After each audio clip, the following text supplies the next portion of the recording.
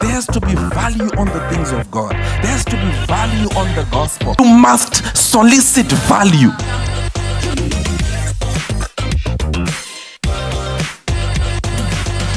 There really is no room for subjectivity in the word, unless if your opinion is aligned to the word of God.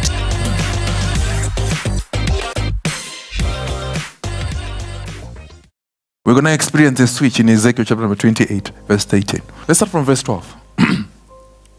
It says, Son of man, take up a lamentation upon the king of Tyre, right?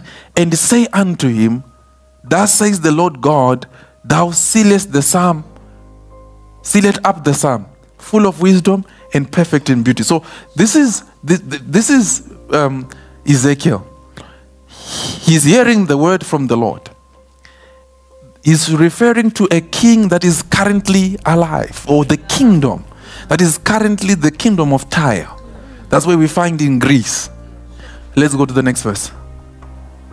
Thou hast been in Eden. In verse 12, we see the Lord addressing this king.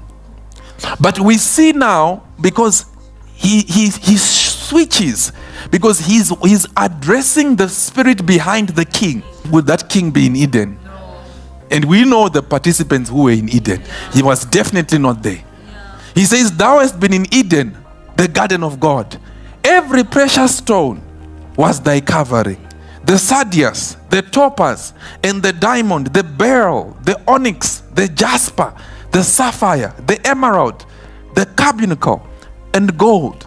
The workmanship of thy tabrets and of thy pipes was prepared in thee in the day thou wast created. You were anointed cherub who covers and protects, and I placed you there.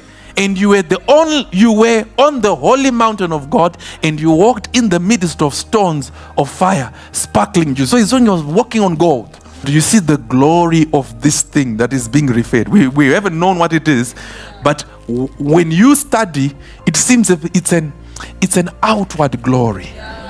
There are things that you can see that anyone can lust after. It says, Thou anointed cherub that covereth, and I have set thee, thou was upon the holy mountain of God, and thou hast walked to and what? You are walking. So we are seeing the way he operates. The way he what? Remember when he appeared before God in the days of Job. What were you doing? He's roaming to and fro. So we are seeing how he operates. Seeking whom he might what? He might devour. That's how he operates. So he walking to and fro, checking. But it was something that he already had. Walking what? To and fro. So we are seeing it here. Thou anointed cherub that covereth, and I have set thee. Thou wast upon the holy mountain of God, and thou walkest up and down in the midst of the stones of fire. Let's look at the next verse. Thou wast perfect in thy ways, from the day thou wast created till iniquity was found in thee. So we are seeing this is an anointed cherub, beautiful to look about, who is anointed, walks to and fro. That is grace, that is glory. To be in spaces. What does to and fro meaning? When you understand who in your understanding, who walks to and fro.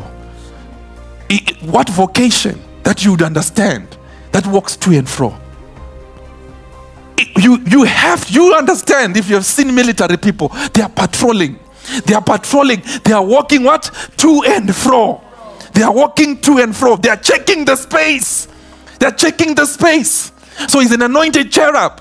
He's walking to and fro. Beauty. He's got everything that he needs. This is his artillery. So let's go to the next verse. Oh boy. He says, but the multitude of thy merchandise, they have filled the midst of thee with violence. Thou hast sinned. Therefore I'll cast thee as a profane out of the mountain of God, and I'll destroy thee, O covering cherub, from the midst of the stones of fire. So we see here, it's referring to Lucifer. We are seeing that we find him, when he's described here, we find him in Eden. Verse 14.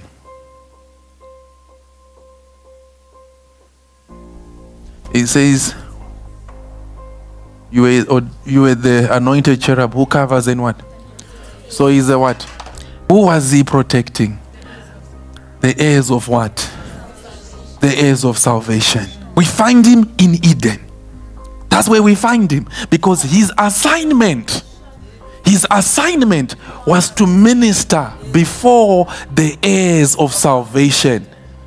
He was an anointed cherub who was responsible for the Garden of Eden, for the heirs of salvation.